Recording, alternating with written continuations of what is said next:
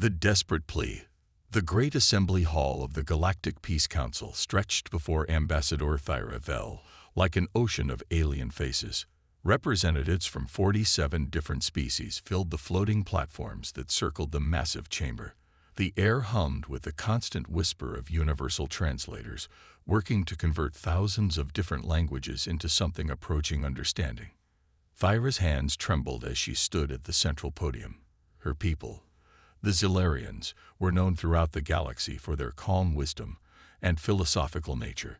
They had spent centuries perfecting the art of peaceful negotiation. But now, as she looked out at the assembled delegates, she knew that philosophy and wisdom would not save her dying civilization.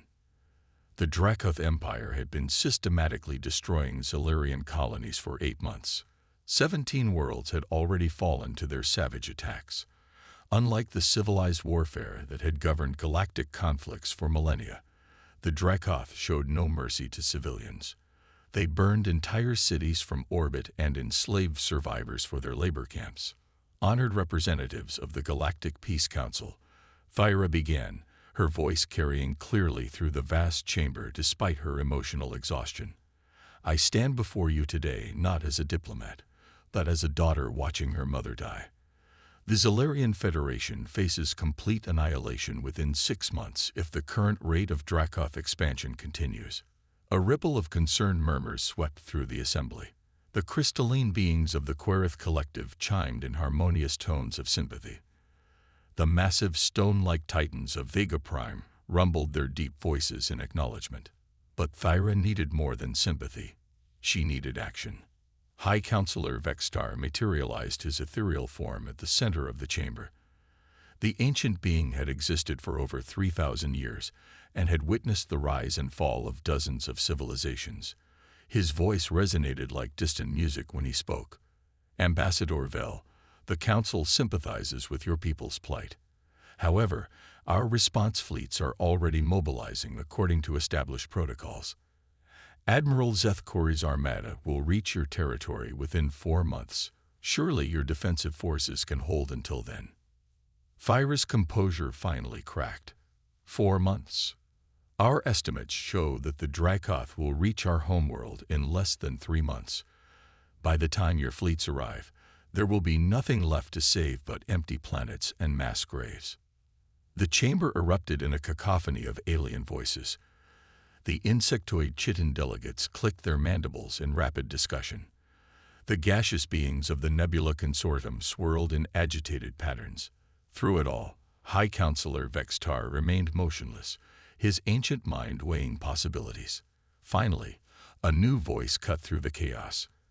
Commander Rixel of the Hegemony military spoke with the authority of someone who had actually fought in the border conflicts. There is another option, he said, his reptilian features grim. The new species that recently achieved faster than light travel. The ones from the third planet of the Sol system. They call themselves humans. The reaction was immediate and intense. Half the chamber erupted in shocked gasps and alarmed chittering. The other half began arguing loudly about the wisdom of involving such an unknown quantity in galactic affairs. High Counselor Vextar's form flickered with what might have been surprise. Commander Rixel, surely you cannot be serious. The humans have barely mastered interstellar travel. They know nothing of proper warfare protocols. Their entire history is one of constant conflict and violence. Exactly, Rixel replied grimly. Perhaps it is time we consider that our civilized methods are failing against an enemy who recognizes no civilization. Thyra felt a spark of hope for the first time in months. She had heard whispers about the humans during her travels to the Outer Rim territories, stories of a species that approached problems from angles that other races couldn't even imagine. They were said to be unpredictable, resourceful, and utterly without the mental constraints that governed the rest of galactic civilization. What do we know of their military capabilities? Asked the Querith representative, their crystalline body resonating with curiosity. Commander Rixel activated a holographic display showing a small fleet of human vessels. The ships were crude by galactic standards, clearly primitive in design, But there was something about their configuration that suggested they had been built for actual combat rather than ceremonial warfare. Their fleet is small, Rixil admitted, perhaps 60 vessels total, but our intelligence suggests that they have spent their entire history fighting wars of survival. They know nothing of honor codes or proper battle formations. They fight to win, not to maintain balance. The chamber fell silent as the implications sank in. For 3,000 years, galactic warfare had been governed by strict protocols designed to minimize casualties and maintain stability. Battles were fought between military forces in designated areas, with careful attention paid to protecting civilian populations and preserving the delicate balance of power between species. The humans, it seemed, had never heard of such concepts. Dr. Yenthera of the Academic Consortium spoke up, her blue skin pale with concern. The psychological profiles we have of this species are disturbing. They appear to be capable of extreme violence when threatened.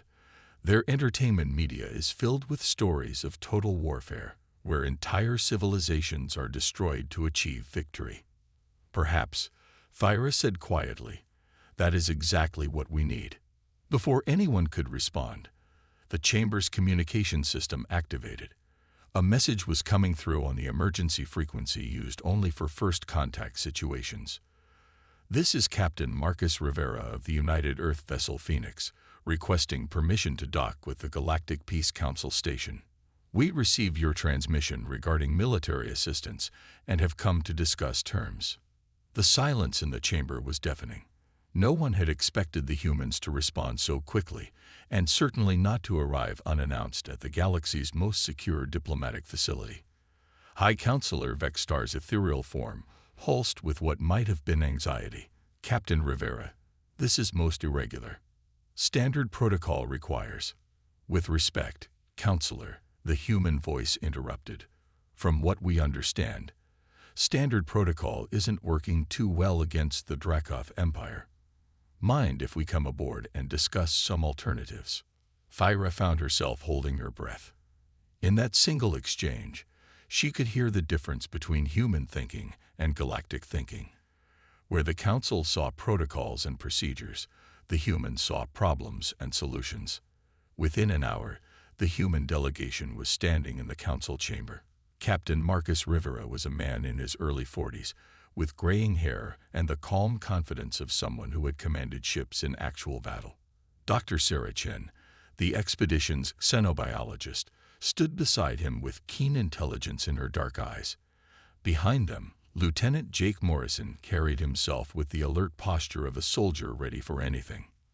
The aliens stared at the humans with a mixture of curiosity and apprehension. These were the beings they had heard so much about. They looked unremarkable enough, bipedal mammals with basic technology and simple clothing. But there was something in their eyes that made even the bravest council members uncomfortable. Captain Rivera surveyed the assembled delegates with the same analytical gaze he might use to assess an enemy fleet. When he spoke, his voice carried the weight of absolute certainty. Ladies, gentlemen, and distinguished beings, he began, we've reviewed the tactical situation with the Dracoth Empire. Your people are dying because you're fighting by rules that your enemy doesn't recognize. We can help you win this war, but it's going to require you to think differently about what warfare means. High Counselor Vextar's form brightened with indignation. Captain Rivera, warfare is not merely about achieving victory. It is about maintaining the delicate balance that has preserved galactic civilization for millennia. There are codes of honor, protocols for engagement, and sacred traditions that are getting people killed, Rivera interrupted bluntly. With respect, Counselor, honor codes work great when everyone agrees to follow them. But the Dracoth are burning civilian populations alive. They're using terror as a weapon and targeting non-combatants specifically because they know you won't retaliate in kind. Dr. Chen stepped forward, her manner diplomatic but firm. We understand that our approach to conflict resolution may seem aggressive by your standards, but we've spent our entire history dealing with enemies who didn't share our values or respect our rules. We've learned that sometimes the only way to stop monsters is to become something they fear more than death itself. The chamber erupted in shocked gasps and alarmed chittering. The idea that anyone would deliberately become something to be feared was antithetical to everything galactic civilization stood for. Commander Rixel moved closer to the human delegation, his reptilian features showing a mixture of fascination and dread. "What exactly are you proposing, Captain Rivera?" Rivera's smile was cold and predatory. "We're proposing to show the Dracoth Empire what happens when they mess with the species that evolved from predators. We're going to hit them where they don't expect it, with tactics they can't predict, using methods that will make them question everything they think they know about warfare." "And if we refuse your assistance?" High Counselor Vextar asked, though his ethereal form was already dimming with resignation. "Then the Zilarians die," Rivera said simply, "and the Dracoth Empire will continue expanding until they find someone else who's willing to do what it takes to stop them. The choice is yours, but I'd suggest you decide quickly. From what we've seen, you don't have much time left." The vote was closer than anyone expected. Many of the elder species voted against involving the humans, terrified of the precedent it would set. But the younger races, and those who had already lost worlds to Dracoth aggression, supported the proposal. When the final tally was announced, the measure passed by just 8 votes. As the human delegation prepared to leave the chamber, High Counselor Vextar's voice followed them. "Captain Rivera, I fear that we may come to regret this decision. Your species has a reputation for unpredictability." Rivera paused at the chamber's entrance and looked back at the ancient being. "Counselor, unpredictability is exactly what you need right now. The Dracoth think they understand galactic warfare. They think they know how you'll respond to their attacks. We're about to teach them that they don't know humans at all." As the council session ended and the representatives began to disperse, Ambassador Thyra Vel approached the human captain. "Captain Rivera, my people are grateful for your assistance. But I must ask, what will this cost us?" Rivera's expression softened slightly as he looked at the desperate Zilarian diplomat. "Ambassador, the only thing it will cost you is your faith in the idea that civilized warfare is possible. Once you see what we're capable of, you'll understand why we were warned against." The warning would prove prophetic. Within weeks, the galaxy would learn that there were worse things than savage enemies. There were human allies. The human solution. 3 days after the council vote, Captain Rivera stood on the observation deck of the Zilarian flagship Harmony's Light, watching what the aliens called a proper battle unfold in the space before them. The scene was unlike anything he had witnessed in his 20 years of military service. 2 massive fleets faced each other across a distance of roughly 50,000 kilometers. The Zilarian forces, supported by ships from 6 allied species, had formed perfect geometric formations that would have been beautiful if they weren't so tactically suicidal. Across from them, the Dracoth Empire's dark vessels maintained equally rigid battle lines. Dr. Chen joined him at the observation window, her expression showing the same mixture of fascination and horror that Rivera felt. "It's like watching ancient naval warfare," she murmured. "Line battles from the Age of Sail, but in space." Lieutenant Morrison arrived with a data pad containing the tactical analysis he had been preparing. His face was grim as he approached his commanding officer. "Captain, I've run the numbers 3 times, and they don't make sense. Both fleets are just sitting there, exchanging long-range fire in predetermined patterns. No maneuvering, no attempt to gain tactical advantage, no effort to exploit weaknesses in the enemy formation." Rivera nodded grimly.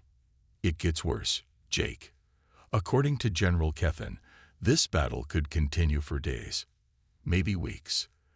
They call it a war of attrition and seem proud of the fact that casualties are kept to acceptable levels." General Kethen of the Zilarian Defense Force had been assigned as their liaison. The elderly Zilarian military commander approached the human delegation with the careful dignity that his species was known for. His uniform was pristine, decorated with medals earned in 17 previous engagements with various hostile forces. "Captain Rivera, I trust you are finding our tactical display educational." This engagement follows the classical Vorthek formation, first employed against the hegemony rebels some 400 years ago. It is considered one of the finest examples of proper military doctrine. Rivera turned from the window to face the alien general. General Kethen, with all due respect, your people are dying out there for no tactical reason. Your formations are predictable, your targeting priorities make no strategic sense, and you're giving the enemy every advantage possible. The Zalarian's skin shifted to a deeper blue, indicating emotional distress. Captain, there are protocols that have governed galactic warfare for 3 millennia. We cannot simply abandon the principles that have maintained civilization throughout the galaxy. Dr. Chen stepped forward, her diplomatic training evident in her careful tone. General, we understand that your methods have worked in the past. But the Dracoth Empire isn't playing by the same rules. Look at their formation. They're not following traditional doctrine either. She was right. While the Allied forces maintained their rigid geometric patterns, the Dracoth ships were subtly shifting positions, concentrating their fire on specific points in the Zalarian line. They were still following the basic framework of galactic military protocol, but they were bending the rules in ways that gave them clear advantages. Lieutenant Morrison pulled up a tactical display on his datapad.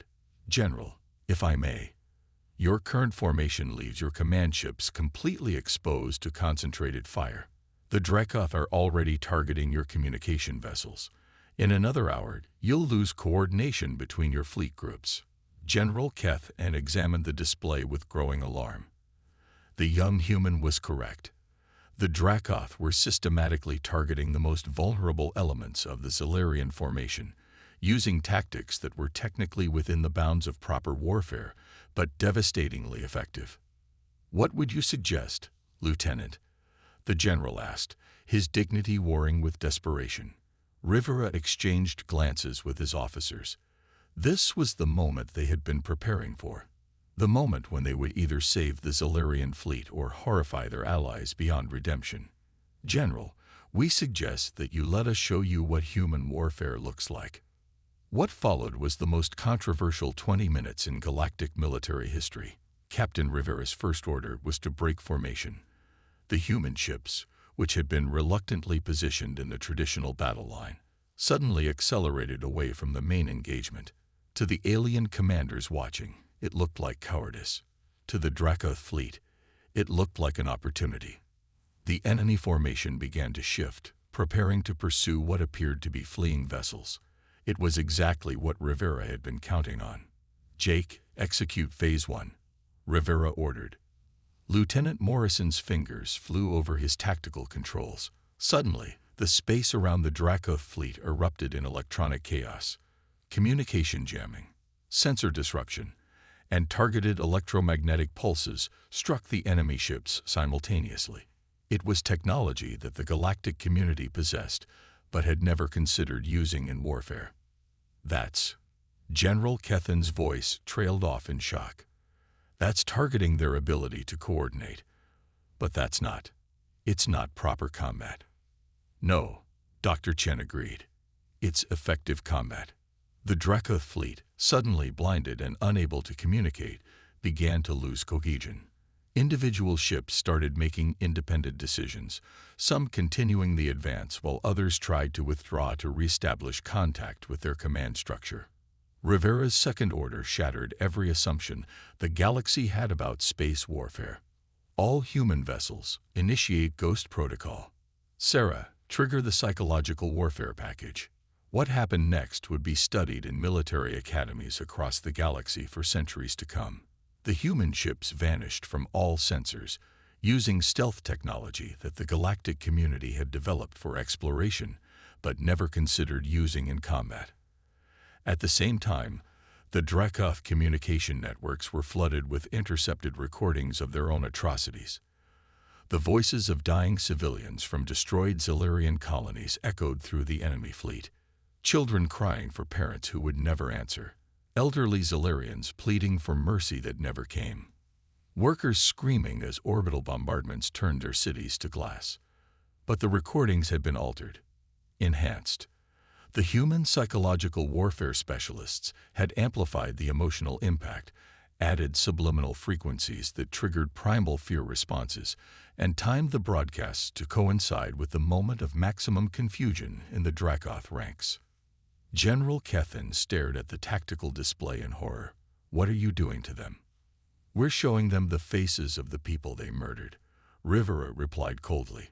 "We're making them remember that every target they've destroyed was someone's home, someone's family, someone's life." The effect on the Dracoth fleet was immediate and devastating. Ships began breaking off from the engagement entirely, their crews unable to function under the psychological assault. Others started firing randomly, their targeting systems confused by the stealth technology, and their crews panicked by the constant reminder of their own brutality. Lieutenant Morrison, monitoring the tactical situation from his station, called out updates with professional calm. Enemy formation is collapsing. 15% of their fleet is withdrawing. Another 20% has ceased coordinated fire. Command ship is attempting to restore communications, but we're staying ahead of their countermeasures.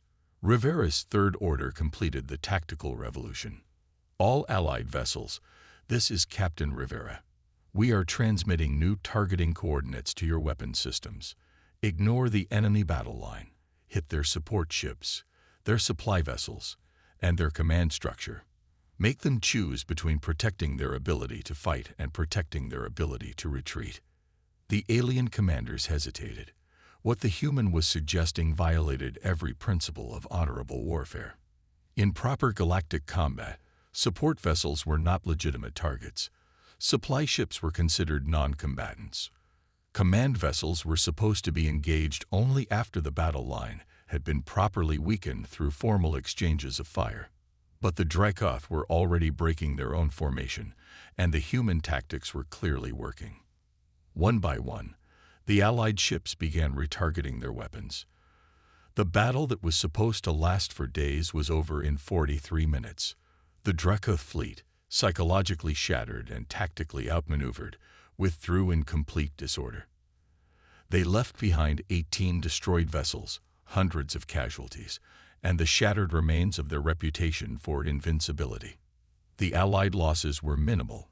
3 ships damaged, 17 casualties total. General Kethin stood in stunned silence as the human delegation prepared to return to their own vessel. Finally, he found his voice. "Captain Rivera, what you did today, it was effective beyond anything we could have imagined. But it was also terrifying. You broke every rule of civilized warfare." Rivera paused at the airlock entrance. "General, there's something you need to understand about humans. We don't fight wars to prove how civilized we are. We fight wars to win them.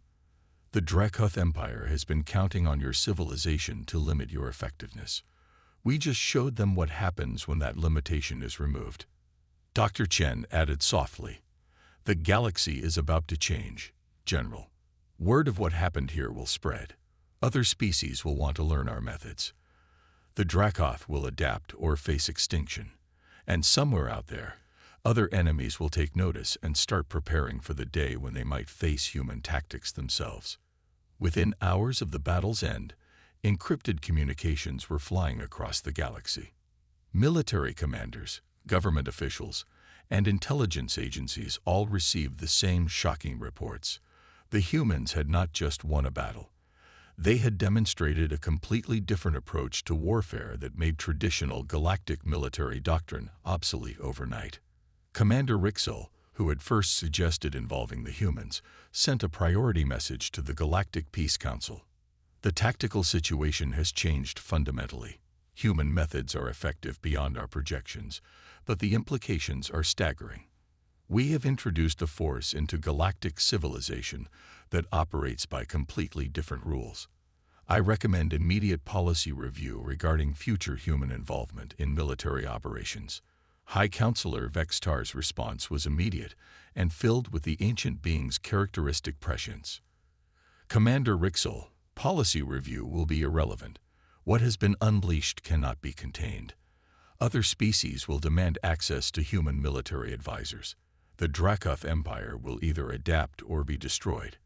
And somewhere in the galaxy, Enemies we have not yet encountered are already studying what the humans did today and preparing countermeasures.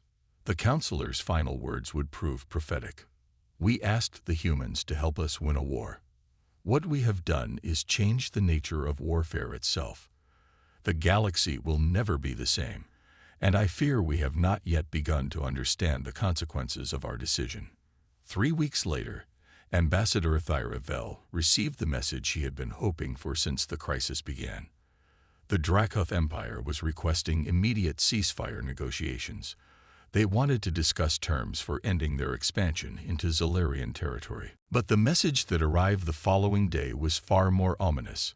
It came from the distant Andromeda contact zone, where galactic civilization maintained monitoring stations to watch for threats from outside the galaxy. The message was brief and terrifying.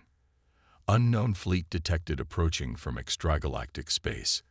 Estimated arrival in 18 months. Fleet composition suggests military rather than exploration purpose. Recommend immediate preparation for contact scenario. The final line of the message sent chills through every government that received it. Note: unknown vessels appear to be using tactics similar to recent human innovations. Recommend immediate consultation with Terran military advisors regarding potential threat assessment. The galaxy had learned to fear human warfare. Now they were about to discover that humans might not be the most dangerous predators in the universe. They were simply the first ones their neighbors had encountered. Ambassador Thyra Vel read the message 3 times before reaching for her communication device. She needed to contact Captain Rivera immediately. The humans had saved her people from the Dracoth Empire. Now they might be the only hope for saving the entire galaxy from something far worse. The warning had been accurate. They should never have made humans part of a war. But now that they had, there was no going back.